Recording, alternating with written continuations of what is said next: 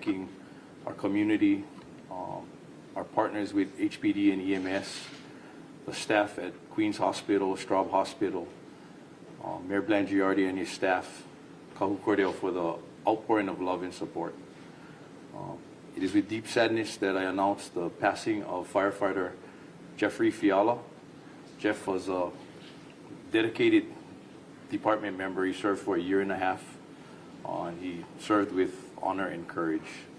Our thoughts and prayers go out to his family, especially his wife Fiona, his parents Michael and Christine, his family, his friends, and all of his colleagues during this difficult time.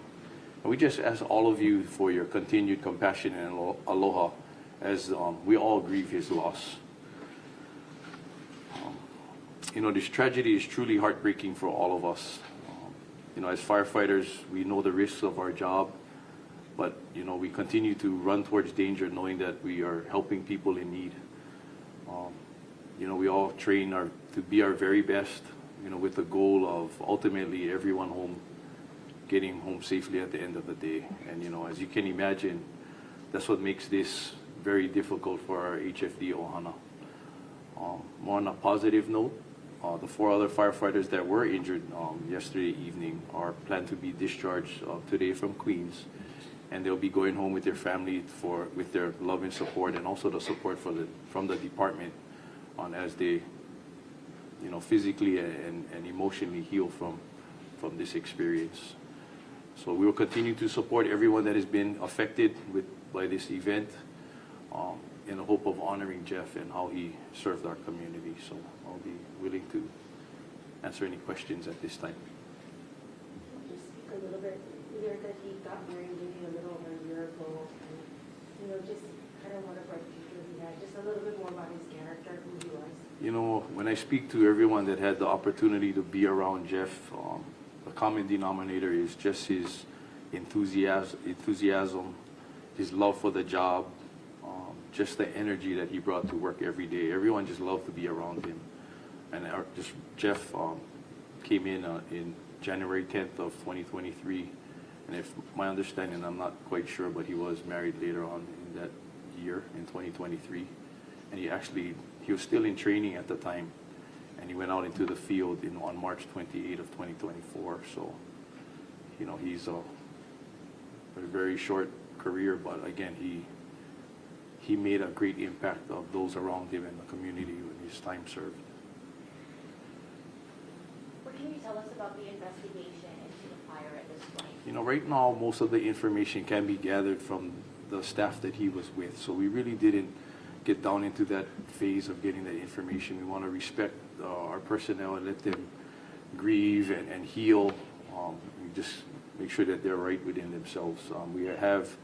There's an investigative process that will happen tomorrow. We have the ATF that's going to come in and meet with us to investigate the incident and how, you know, to look for ways that if there's things that could be improved and what we can do to implement any kind of changes that is recommended.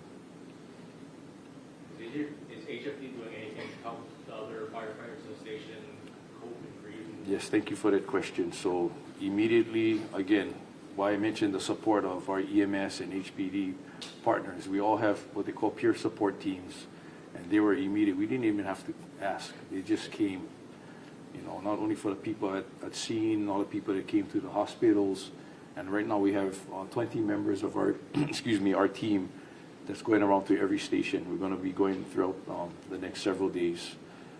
You know, our executive staff, there was just people showing up at the hospital, on both hospitals, at the scene, just offering support. We had firefighters that are off duty, just coming to the stations to just be around each other to offer support. Can you talk a little bit more about that? Who's staffing the Kaka'ako station right now? So we had members, like I said, everybody just comes forward. They know that everyone is grieving. People from the off duty, they just came. They just knew that the staff that was on the engine at the time, and even on our tower at the time that is at this station, they needed their time, and so our assistant chief of operations got people to come in and staff the apparatus so we could continue with serving the community.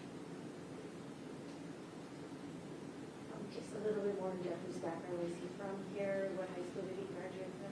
I'm sorry, I don't have much of that information, so. Chief, the ATF taking a look at this, that's kind of standard anytime there's a fatality involved. That is standard. We're gonna take a look at, you know, the incident itself, all the equipment, any type of things involved, so.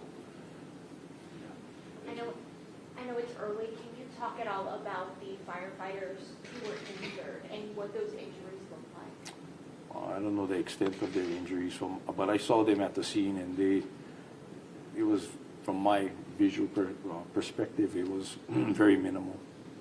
You know, I guess the more concern is more their emotional well-being at this time. It's a very tragic event.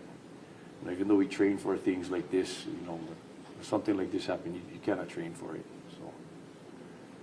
Talk about the brotherhood you guys have in the firefighters. You know, you guys work 24/7. You guys are constantly around each other, and how this affects all you guys. We are a family, so we live with each other 24/7, go to battle with each other. You have these bonds that the trust, no different than your blood family. And you can see it. I know you've seen some of the footage of the firefighters embracing each other and leaning on each other. So it's no different than your blood family. It's very unique in the fire service.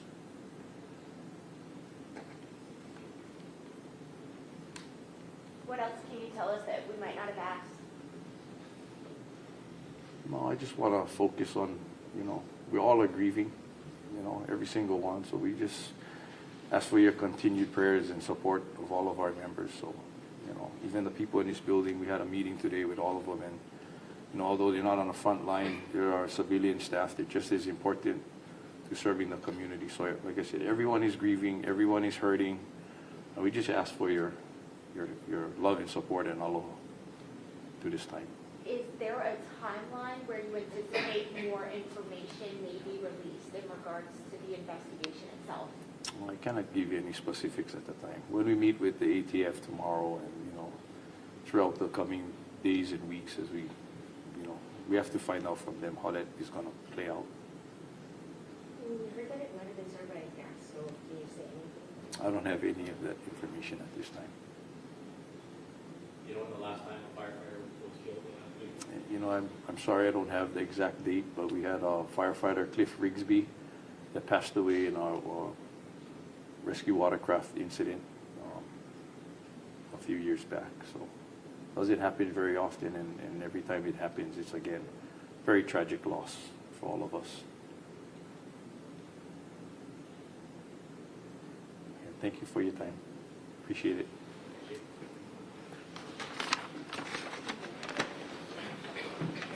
I have photos.